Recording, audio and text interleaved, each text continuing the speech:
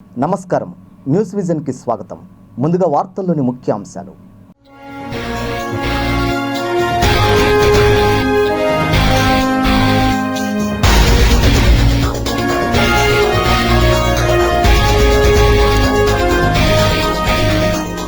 రాత్రి వేళల్లో కూడా రెపరెపలాడనున్న మువ్వెన్నెల జెండా, ఫ్లాగ్ కోడ్లో మార్పులు చేసిన కేంద్రం. ఏపీ సర్కార్ కీలక నిర్ణయం, ఆగస్టు 1 నుంచి ఉచిత బియ్యం పంపిణీ. వైభవంగా ప్రారంభమైన పవిత్రోత్సవాలు, కోదండ రామాలయంలో శాస్త్రోక్తంగా కైంకర్యాలు. సీఎం ఆదేశాలు బేఖాతరు, ప్రభుత్వాన్ని ప్రజలను మభ్యపెడుతున్న తిరుపతి మున్సిపల్ కార్పొరేషన్ అధికారులు.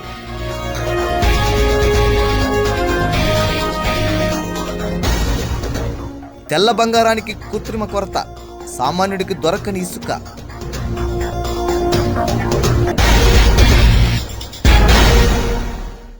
ఇక వార్తల్లోని వివరాల్లోకి వెళ్దాం.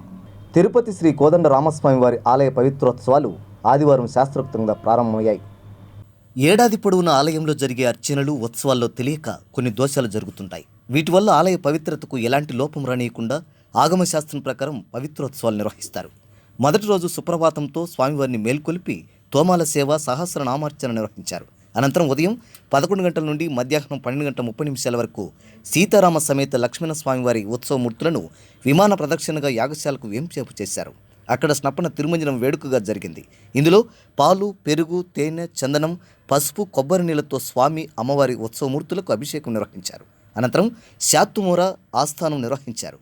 సాయంత్రం శ్రీ సీతారామ లక్ష్మణులు బంగారు తిరుచుపై ఆలయ 4 మాడవీధుల్లో విహరించి భక్తులకు అభయమిచ్చారు.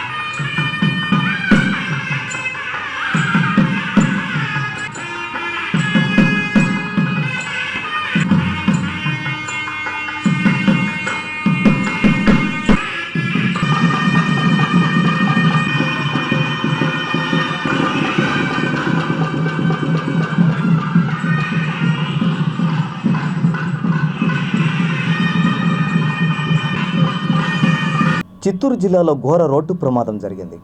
కర్ణాటక నుండి తిరుపతి వైపు వస్తున్న కారు పూతలపట్టు మండలం పి కొత్తపేట వద్ద అదుపు తప్పి డివైడర్ను ఢీకొట్టడంతో ప్రమాదం సంభవించింది. ఈ ఘటనలో 3 మరణించారు.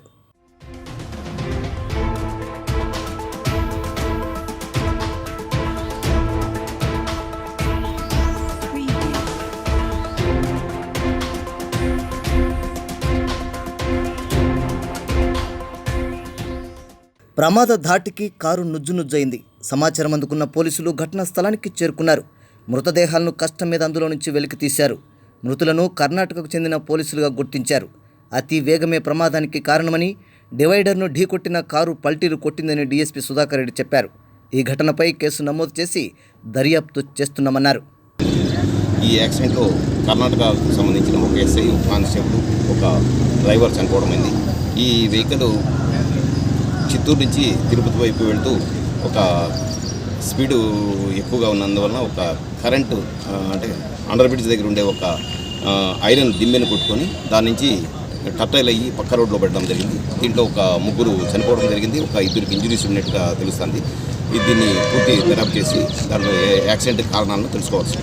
శ్రీవారి దర్శనం కోసం క్యూలైన్లో భక్తుల నిరీక్షణపై టీటీడీ ప్రత్యేక దృష్టి సారించింది. వర్చువల్ క్యూలైన్లో 2 గంటల్లో దర్శనం చేయించడానికి కసరత్తు చేస్తోంది. శ్రీవారి దర్శనార్థం ఎన్నో వ్యయ ప్రయాసాలతో తిరుమలకి చేరుకుంటారు భక్తులు. పలు విధాల టికెట్ల ద్వారా శ్రీవారిని దర్శించుకుంటారు. సామాన్య భక్తులకు పెద్దపీట వేసేందుకు ఎన్నో ప్రత్యేక చర్యలు తీసుకుంటున్నారు. వీఐపీలకు బ్రేక్, ఇతర సేవా టికెట్లను అందిస్తుంది టీటీడీ. సామాన్య భక్తుల కొరకు శ్రీవారి నిత్య సేవలను, లక్కీ డిప్ విధానంలో ఆర్జిత్ సేవలను, ఫస్ట్ కమ్ ఫస్ట్ టికెట్ విధానాన్ని అమలు చేస్తుంది టీటీడీ. ఇక 300 రూపాయల ప్రత్యేక ప్రవేశ దర్శనాలు ఆన్లైన్లో విడుదల చేస్తుంది. అంగ ప్రదక్షిణ, వయోవృద్ధులు, వికలాంగులు, దీర్ఘకాలిక వ్యాధిగ్రస్తుల కోసం ప్రత్యేక క్యూలను ఏర్పాటు చేసింది. ఉచిత దర్శనం కొరకు ప్రత్యేక కాంప్లెక్స్లను ఏర్పాటు చేసింది. వర్చువల్ క్యూ అంటే ఏమిటి? ఫిజికల్ క్యూ విధానంలో ప్రత్యక్షంగా భక్తులు క్యూలైన్లో వేచి ఉండాల్సిన పరిస్థితి ఉంటుంది. గంటల తరబడి క్యూలైన్లో పిల్లలు, వయోవృద్ధులు వేచి ఉండి ఇబ్బంది పడాల్సి ఉంటుంది.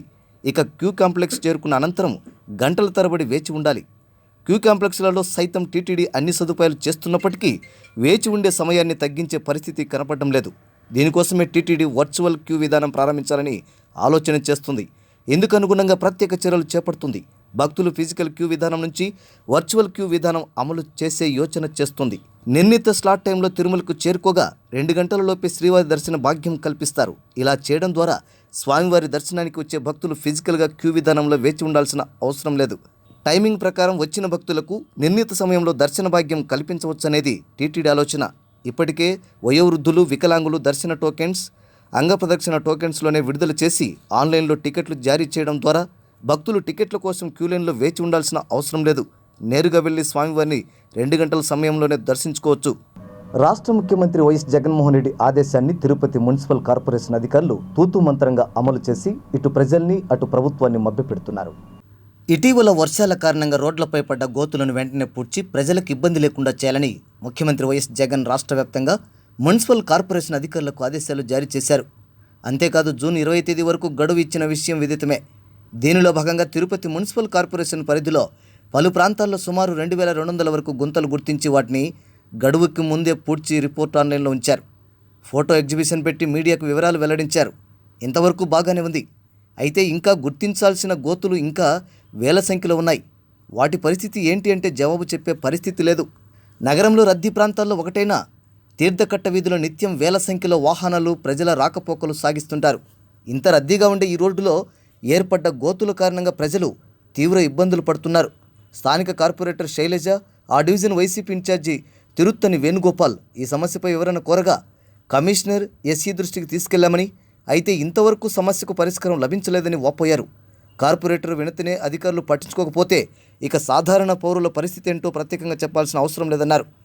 Byte division YCP incharge Tiruttani Venugopal. Andhra Pradesh ప్రభుత్వం కీలక నిర్ణయం తీసుకుంది. ఈ మధ్య కాలంలో కేంద్ర ప్రభుత్వం ప్రధానమంత్రి గరీబ్ కళ్యాణ్ యోజన పథకం ద్వారా రాష్ట్రానికి పంపిన ఉచిత బియ్యాన్ని పంపిణీ చేయడానికి శ్రీకారం చుట్టింది. కేంద్ర ప్రభుత్వం పంపిన ఉచిత బియ్యంపై ఆంధ్రప్రదేశ్లో పెద్ద ఎత్తున చర్చ జరిగింది. ఇదే సమయంలో ఏపీ ప్రభుత్వం ఈ అంశంపై విధానపరమైన నిర్ణయం తీసుకున్నట్లు తెలుస్తోంది. ఆగస్టు 1 నుంచి రేషన్ కార్డుదారులకు ఉచిత బియ్యం పంపిణీకి రాష్ట్ర ప్రభుత్వం ఏర్పాట్లు చేస్తోంది. దీనికి సంబంధించి ఇప్పటికే రేషన్ డీలర్లకు రాష్ట్ర ప్రభుత్వం మార్గదర్శకాలు జారీ చేసింది. జాతీయ ఆహార భద్రతా చట్టం పరిధిలోని కార్డుదారులకు ఈ పథకం అమలు కానుంది. ఏపీలో మొత్తంగా 1.45 కోట్ల రేషన్ కార్డుల్లో 88.75 లక్షల ఎన్ఎఫ్ఎస్ఏ కార్డుదారులకు ఉచిత బియ్యం అందనుంది. ఆగస్టు 1 నుంచి ఉచిత బియ్యం పంపిణీపైన ఇప్పటికే మార్గదర్శకాలు సిద్ధమయ్యాయి. అందులో భాగంగా కార్డుదారుల జాబితాలను గ్రామ రెవెన్యూ అధికారి వద్ద ఉంచుతున్నారు. 2 రోజుల ముందు వాలంటీర్ల ద్వారా కార్డుదారులకు సమాచారం ఇస్తారు. జూలై 25వ తేదీ నుంచి బియ్యం రేషన్ షాపులకు చేరుతుంది.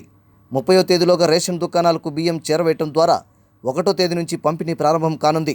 పీఎంజీకేవై కింద రాష్ట్రంలోని 88.75 లక్షల రేషన్ కార్డులకు నెలకు 1.34 లక్షల టన్నుల ఉచిత బియ్యం ఇవ్వాల్సి ఉంటుందని అధికారులు చెబుతున్నారు. ఇందుకోసం 5 నెలలకు కనీసం 6 లక్షల టన్నుల బియ్యం అవసరమవుతాయని లెక్కలు వేస్తున్నారు. ఇప్పటికిప్పుడే ఆ స్థాయిలో నిల్వలు సిద్ధంగా లేవు. దీంతో కూపన్లు ఇచ్చి విడతల వారీగా అమలు చేసే ఆలోచన చేస్తున్నట్లుగా తెలుస్తుంది. బియ్యం పంపిణీ నిర్ణయాలపైన సోమవారం మంత్రులు అధికారికంగా వివరాలు వెల్లడించనున్నారు. ఆధునిక తెలుగు కవులలో కవిత్వాన్ని ఓ ఆయుధంగా మలిచి అంటరానితనం నిర్మూలనకు ఎన్నో అభ్యుదయ రచనలు చేసిన మహాకవి గుర్రం జాస్వా 51వ వర్ధంతి సందర్భంగా జీటీపీఎల్ టెలికాం సిటీ కేబుల్ ఘన నివాళులర్పిస్తోంది. కుల వ్యవస్థకు వ్యతిరేకంగా గలమెత్తిన జాస్వా ఆధునిక తెలుగు కవుల్లో ప్రముఖ స్థానం పొందారు. సమకాలీన కవిత్వ వరవడి, భావ కవిత్వ రీతి నుంచి పక్కకు జరిగి సామాజిక ప్రయోజనం ఆశించి ఎన్నో రచనలు చేశారు. దీపాల పిచ్చయ్య శాస్త్రి సహచర్యంలో ఆయనకు కవిత్వంపై ఆసక్తి కలిగింది. జూపూడి హనుమత్ శాస్త్రి వద్ద మేఘ సందేశం, రఘువంశం, కుమార సంభవం నేర్చుకున్నారు. జాస్వా 36 గ్రంథాలు, మరెన్నో ఖండికలు రాశారు. గుర్రం జాస్వా గుంటూరు జిల్లా వినుకొండలో 1895 సెప్టెంబర్ 28న లింగమాంబ వీరయ్యలకు జన్మించారు. ఆయన ప్రాథమిక విద్య వినుకొండలో జరిగింది. భాషా ప్రావీణ్యం పొందిన ఆయన తెలుగు పండితులుగా వినుకొండలోని ఉపాధ్యాయ వృత్తి ప్రారంభించారు. టూరింగ్ సినిమాలకు ప్రభుత్వ సాంగ్ అసిస్టెంట్ పబ్లిసిటీ ఆఫీసర్గా, మద్రాసు ఆకాశవాణి స్పోకెన్ వర్డ్ ప్రొడ్యూసర్గా వివిధ ఉద్యోగాలు చేశారు. స్వాతంత్ర్యానికి ముందు అంటరానితనం సమాజంలో విలయ తాండవం చేస్తున్న రోజుల్లో దానిని అంతం చేయాలని, సమాజంలోని అన్ని వర్గాలకు అస్పృశ్యతల అగసాట్లు తెలియజేయాలని కంకణం కట్టుకున్న ధీరోదాత్తుడు జాషువా సమాజం కుల మత వైషమ్యాలతో కుళ్ళిపోతున్న పరిస్థితులను తన కలంతో బలంగా ఎత్తిచూపిన కవిగా జాషువా చరిత్రలో నిలిచిపోయారు. ఇదిలా ఉండగా ఆయన 51వ వర్ధంతిని పురస్కరించుకొని ఉమ్మడి జిల్లాల్లోని కవులు, సాహితీ ప్రియులు జాషువా చిత్రపటానికి పూలమాలలు వేసి ఘనంగా నివాళులర్పించారు. ఆధునిక యుగ కవి చక్రవర్తి పద్మభూషణ్ గుర్రం జాషువా గారి వర్ధంతి సందర్భంగా రాయలసీమ రంగస్థలి తిరుపతి వారిచే ఈరోజు ఆయన చిత్రపటానికి పుష్పాంజలి ఘటించి ఘన నివాళి అర్పించాము. ముఖ్యంగా గుర్రం జాషువా గారు సమాజంలో అంటరానితనాన్ని రూపుమాపాలని, ఈ అంటరానితనం అనేది దేశానికి చేటు చేస్తుంది. అందువల్ల కుల మతాలు లేకుండా సమాజంలో ప్రతి ఒక్కరూ అందరూ సమానమే అనే విధంగా ఆయన రచనల ద్వారా అంటరానితనాన్ని రూపుమాపారు. ఆ సద్భావనతోనే ఆయన నిరంతరం పోరాటం సాగించాడు. ఆయన చనిపోయేంత వరకు కూడా ఈ అంటరానితనాన్ని ఎక్కడ కనపడ్డా ఆయన ఒప్పుకునేవాడు కాదు. అస్పృశ్యత నిర్మూలన గాంధీ గారికి ఎన్నో లేఖలు రాశాడు ఈయన, మహాత్మా గాంధీ గారికి. ఆయన అడుగుజాడల్లో పయనిస్తూ సమాజ సేవలో కృషి చేసిన మహానుభావుడు. కవి కోకిలాన్ని మన తిరుపతిలోనే ఆయనకి బిరుదునిచ్చి గండపెండారాన్ని తొడిగి ఘనంగా మహావైభవంగా సన్మానం కూడా తిరుపతి ప్రజలు సన్మానించి గౌరవించారు ఆ రోజులో. క్రీడల్లో రాణించేవారు విద్యాభ్యాసంలోనూ చాలా చురుగ్గా ఉంటారని సెట్విన్ సీఈఓ మురళీకృష్ణ స్పష్టం చేశారు. ఆంధ్రప్రదేశ్ స్పోర్ట్స్ అథారిటీ ఆధ్వర్యంలో 2 రోజుల పాటు జరిగిన shop roller skating league state level championship 2022 పోటీలు ముగింపు కార్యక్రమాన్ని ఆదివారం నిర్వహించారు. ఈ కార్యక్రమానికి ముఖ్య అతిథులుగా SETWIN CEO Muralikrishna, GTPL telecom city cable general manager Ramachandra Reddy హాజరై పోటీల్లో గెలుపొందిన విజేతలకు బహుమతులు, ప్రశంసా పత్రాలను ప్రదానం చేశారు. స్పోర్ట్స్ అథారిటీ ఆఫ్ ఆంధ్రప్రదేశ్ ఆధ్వర్యంలో SAAP roller skating league state level championship పోటీలు 23, 24 తేదీల్లో నిర్వహించడం జరిగింది. ఇందులో భాగంగా మన రాష్ట్రం నలుమూలల నుంచి, అన్ని జిల్లాల నుంచి ఉత్సాహమైన క్రీడాకారులు పాల్గొనడం జరిగింది. ఇందులో boys 5 to 7 years and girls 7 to 9 years boys 2 కేటగిరీస్గా మనం తయారు చేయడం జరిగింది. మొత్తం 170 మెంబర్స్ పాల్గొన్నారు. దాంట్లో అబ్బాయిలు వచ్చి 110 మెంబర్స్, అలాగే అమ్మాయిలు 60 మెంబర్స్ పాల్గొనడం జరిగింది. చాలా ఉత్సాహమైన వాతావరణంలో ఈరోజు నిర్వహించడం. విజేతలకు మనం బహుమతులు అలాగే సర్టిఫికేట్స్ కూడా అందించాలని తెలియజేస్తాం. క్రీడలు మానవ జీవితంలో ప్రముఖమైన పాత్ర పోషిస్తాయి. ఆత్మస్థైర్యాన్ని నింపుతాయి, మనోధైర్యాన్ని ఇస్తాయి. సంఘంలో ఎలా ఉండాలి, పోటీలో ఎలా నెగ్గాలి, ఒక్క సెకను తేడాలో ఏ విధంగా మనం అనుకున్న లక్ష్యాన్ని సాధించాలి అన్న అంశాన్ని ప్రగాఢంగా సూచించడానికి, తెలియచేయడానికి, మార్గనిర్దేశనం చేయడానికి ఈ క్రీడలు ఎంతో స్ఫూర్తినిస్తాయని తెలియచేస్తూ తల్లిదండ్రుల్ని మరోసారి అభినందిస్తూ ఈ కార్యక్రమాన్ని దిగ్విజయంగా అంటే నిన్న ఈరోజు 23, 24 తేదీల్లో చేస్తున్నటువంటి ఈ కోచ్లకు, సిబ్బందిని మరోసారి అభినందిస్తూ ఈ కార్యక్రమం ఇలాగే కొనసాగాలని, మరింత ముందుకు వెళ్ళి చాలామంది పిల్లల్ని క్రీడాకారులుగా తీర్చిదిద్దాలని ఆశిస్తున్నాను. ఇసుకకు కృత్రిమ కొరత ఏర్పడింది. ప్రభుత్వ నిర్దేశిత ధరలు పూర్తి స్థాయిలో అమలు కావడం లేదు. ఇంధన భారం పేరుతో ఇటీవల రవాణా ధరలు పెంచడంతో సామాన్యులకు ఇసుక దొరకని పరిస్థితి నెలకొంది.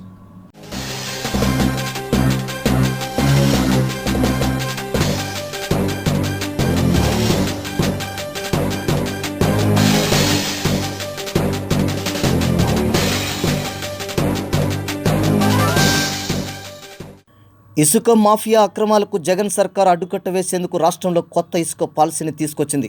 అయినప్పటికీ ఇసుకాసురుల నిబంధనలకు విరుద్ధంగా ఇసుకను అక్రమంగా తరలిస్తూ కాసులు వెట్లో పడ్డారు. వీరిని నిలువరించాల్సిన రక్షక భటులు కాసులకు కక్కుర్తిపడి వారిని అక్రమాలకు అండగా నిలుస్తున్నారు. విషయం తెలుసుకున్న తిరుపతి అర్బన్ ఎస్పీ ఆ కాకిలపై వేటు వేశారు. శాఖాపరమైన చర్యలు తీసుకున్నారు. ఇదిలా ఉంచితే ఇసుక మాఫియాకు కలిసొచ్చిన ఏ అవకాశాన్ని వదులుకోవడం లేదు. అటు రేవులు, ఇటు ఇసుక నిల్వ కేంద్రాల్లో నేరుగా ఇసుకనే కొనే పరిస్థితులు లేవు. ఆన్లైన్లో బుక్ చేసుకోవడం గగనమవుతుంది. బల్క్ ఆర్డర్లు పెద్ద ఎత్తున సాగుతుండగా గృహ నిర్మాణదారులకు అవస్థలు తప్పడం లేదు. జిల్లాలోని 7 నియోజకవర్గాల్లో నిల్వ కేంద్రాలు అందుబాటులో లేకపోవడంతో రవాణా భారం అవుతుంది. చేసేదే లేక బయట వ్యక్తులను ఆశ్రయిస్తుండగా ధరలు తడిసి మోపిడవుతున్నాయి. ప్రభుత్వ ధర కంటే అదనంగా చెల్లించాల్సి వస్తుంది. జిల్లాలో 3 చోట్ల రేవులకు అనుమతి ఉంది. స్వర్ణముఖి నదిలో ఏర్పేడు మండలం, వికృతమాల, గోవిందవరం, కోట మండలం కూడలి ప్రాంతాల్లో రేవులు ఉన్నాయి. తిరుపతి, కరకంబాడి, సూళ్లూరుపేట, వెంకటగిరి, కొండగుంట, నాగలాపురం, నందనం, సుబ్బనాయుడు కండ్రిగ ప్రాంతాల్లో డిపోలు ఏర్పాటు చేయగా ఇవన్నీ ప్రస్తుతం పనిచేయడం లేదు.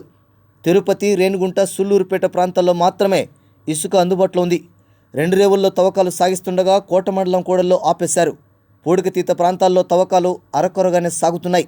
ప్రస్తుతం వర్షాల సమయం కావడంతో ఇసుక అందుబాటులో లేక దళారులు ధరలు పెంచి నల్లబజార్లో తెల్ల బంగారాన్ని ఇష్టారాజ్యంగా విక్రయిస్తున్నారు.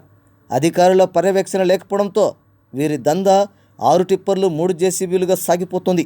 ఇప్పటికైనా స్పెషల్ ఎన్ఫోర్స్మెంట్ బ్యూరో స్పందించి దళారులకు అడ్డుకట్ట వేసి ప్రజలకు ఇసుకను అందుబాటులోకి తీసుకురావాలని పలువురు వేడుకుంటున్నారు.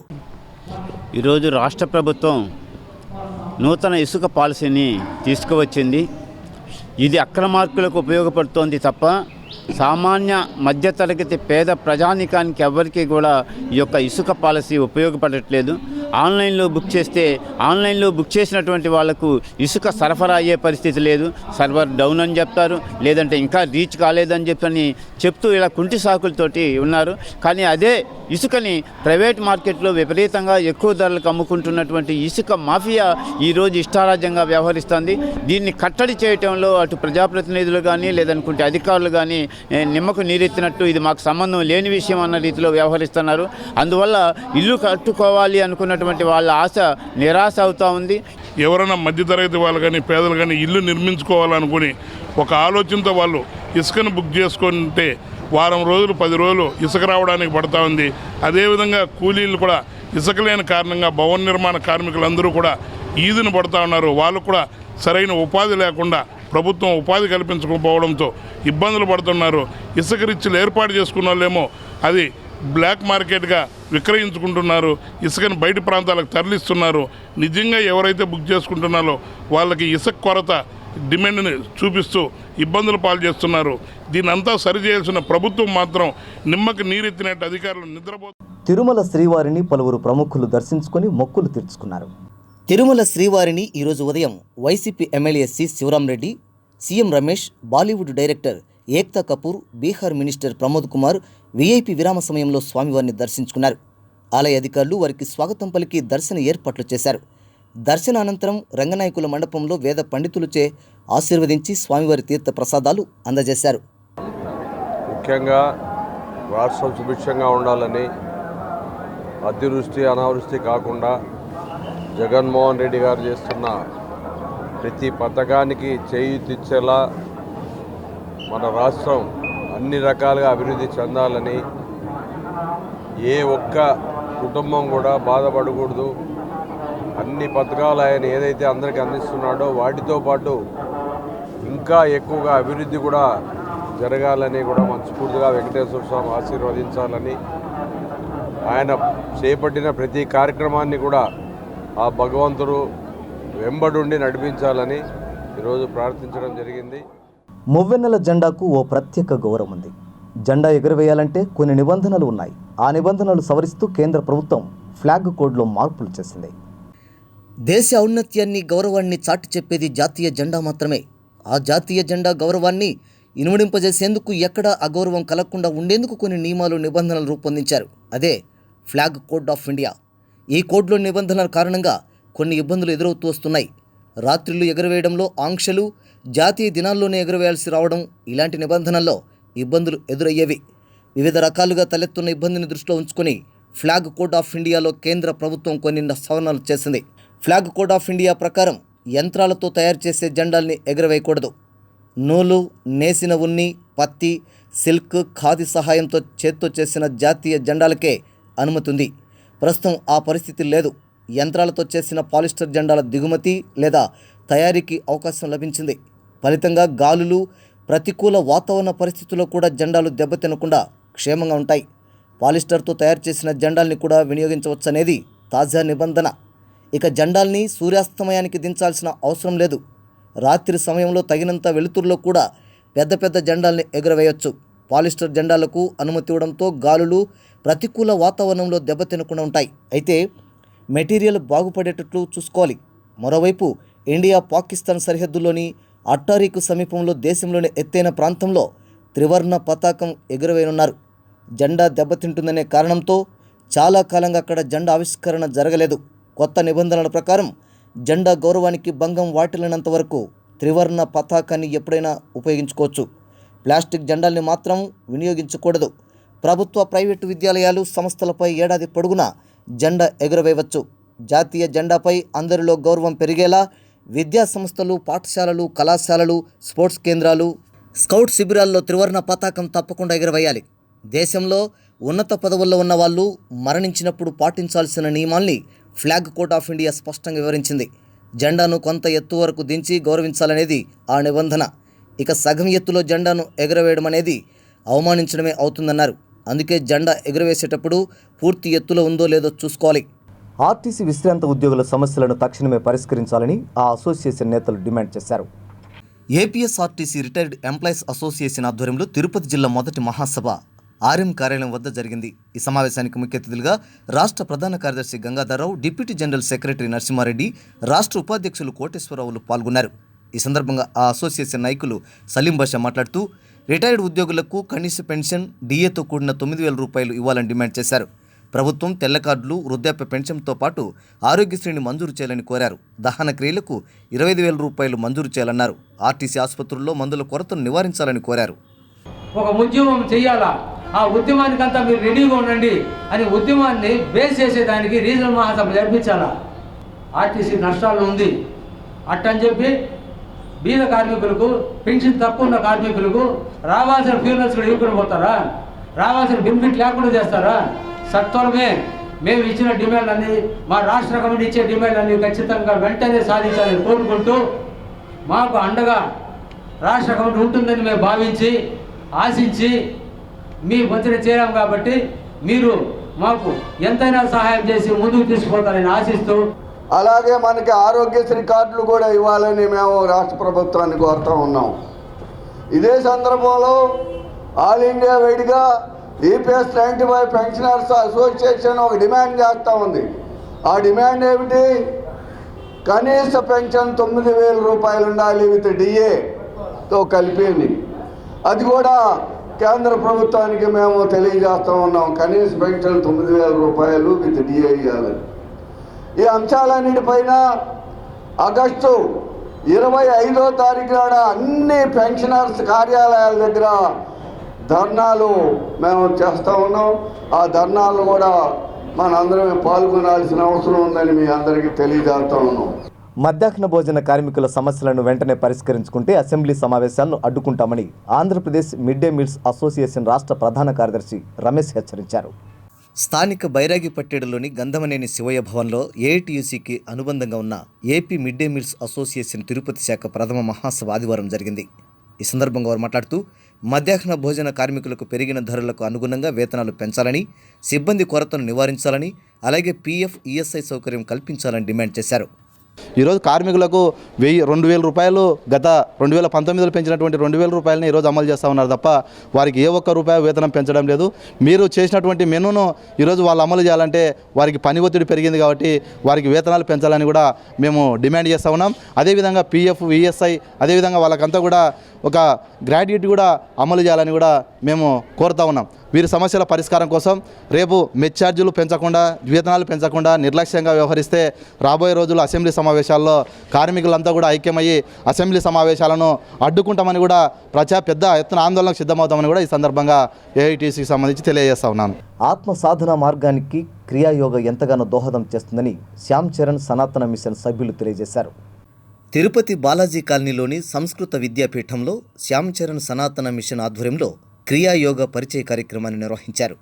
క్రియాయోగ చేయడం వల్ల కలిగే ప్రయోజనాల గురించి ప్రజలకు తెలియజేశారు.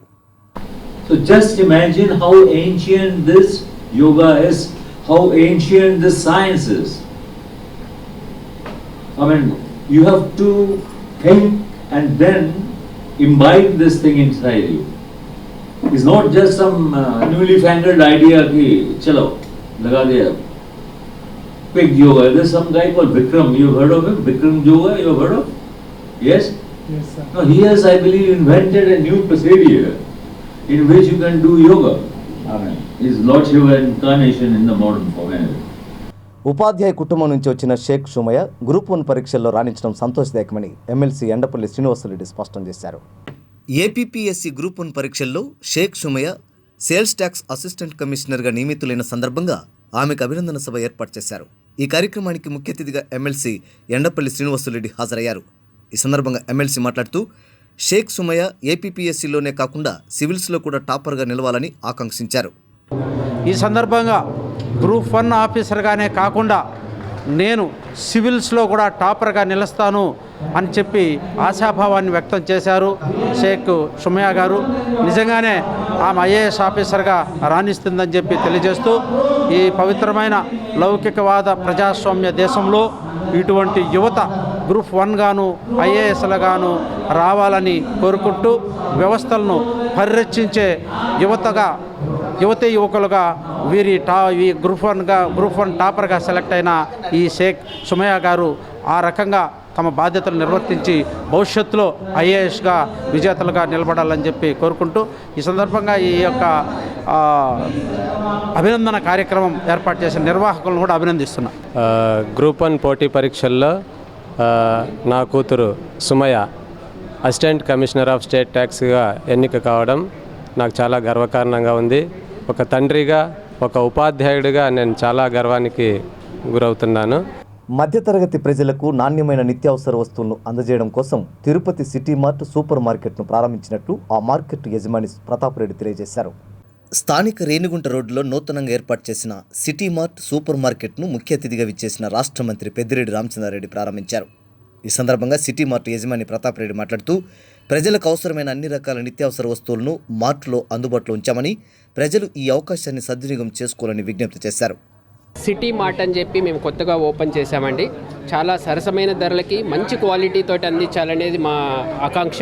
అందుకని చెప్పి ఈరోజు ఓపెన్ చేశాము. అందరూ ఇచ్చేసి మా సరుకుల్ని ఇక్కడ చూసి మంచి క్వాలిటీ ఉన్నాయి, మీరు చూసి సరసమైన ధరలకే వస్తాయి, తక్కువ ధరకే వస్తుంది, కాబట్టి రావాలని చెప్పి మా అందరి ఆకాంక్ష. మధ్యతరగతి వాళ్ళకి అన్ని తరగతుల వాళ్ళకి సరసమైన ధరలకి మీరు వచ్చి చూసి మీకు సాటిస్ఫై అవుతుంది అని మేము ఆశిస్తున్నాం. సిటీ మార్ట్ అందరినీ మెప్పించాలి అనే పెట్టిన అందరికీ స్వాగతం. వచ్చి చూడండి, కొనండి. ఫ్రీ డెలివరీ కూడా ఉంది, బెస్ట్ ఇన్ క్వాలిటీ. తిరుపతి వాసి సామాజికవేత్త అంబూరు సింధుజ చేసిన సేవా కార్యక్రమాలు గుర్తించి ఇంటర్నేషనల్ పీస్ యూనివర్సిటీ వారు డాక్టరేట్ ప్రదానం చేశారు. శ్రీ సంజీవిని సామాజిక సేవా సమితి నేషనల్ హ్యూమన్ రైట్స్ కౌన్సిల్ ద్వారా గత 15 సంవత్సరాలుగా సమాజానికి ఉత్తమ సేవలు అందించినందుకు గాను అంబూరు సింధుజను నూతనంగా డాక్టరేట్ వరించింది. ఆదివారం ఉదక మండలంలోని ఓ ప్రైవేట్ హోటల్లో కేంద్ర ప్రభుత్వ నీతి ఆయోగ్ ఆమోదం పొందిన ఇంటర్నేషనల్ పీస్ యూనివర్సిటీ వారు ఏర్పాటు చేసిన అవార్డుల ప్రదానోత్సవ కార్యక్రమంలో అంబూరు సింధుజకు డాక్టరేట్ పట్టా ప్రదానం చేసి ఘనంగా సత్కరించారు. ఈ సందర్భంగా ఆమె మాట్లాడుతూ ఈ పురస్కారం ద్వారా తనకు మరింత బాధ్యత పెరిగిందని పేర్కొన్నారు. ఇదివరకే ఆమె రాష్ట్ర ప్రభుత్వ Shramashakti award, Abdul Kalam national award, national Mahatma Gandhi peace award, NTR national award, covid warrior అవార్డులు పొంది ఉండడం విశేషం. అమ్మ నవమాసాలు మోసి మనల్ని ఈ ప్రపంచానికి పరిచయం చేస్తే నాన్న ఈ సమాజంలో ఎలా బ్రతకాలో నేర్పిస్తాడు.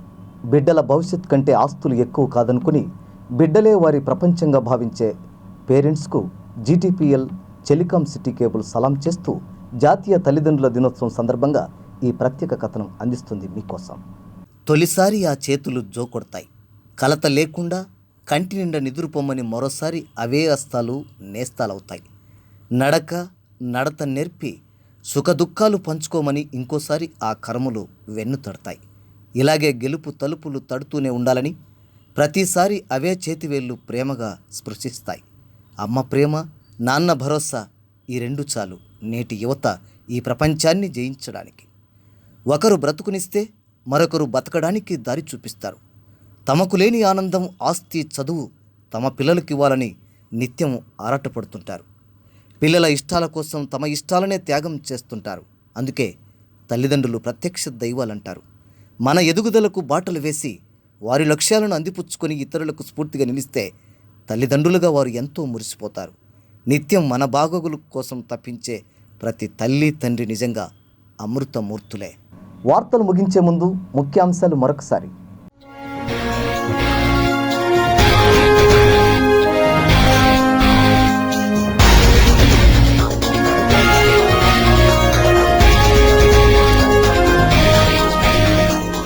రాత్రి వేళల్లో కూడా రెపరెపలాడనున్న మువ్వెన్నెల జెండా, ఫ్లాగ్ కోడ్లో మార్పులు చేసిన కేంద్రం.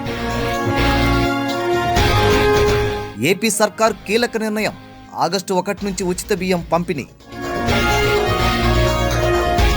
వైభవంగా ప్రారంభమైన పవిత్రోత్సవాలు, కోదండ రామాలయంలో శాస్త్రోక్తంగా కైంకర్యాలు.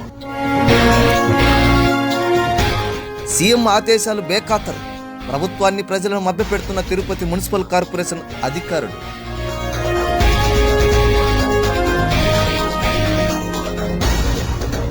తెల్ల బంగారానికి కృత్రిమ కొరత, సామాన్యుడికి దొరకని ఇసుక.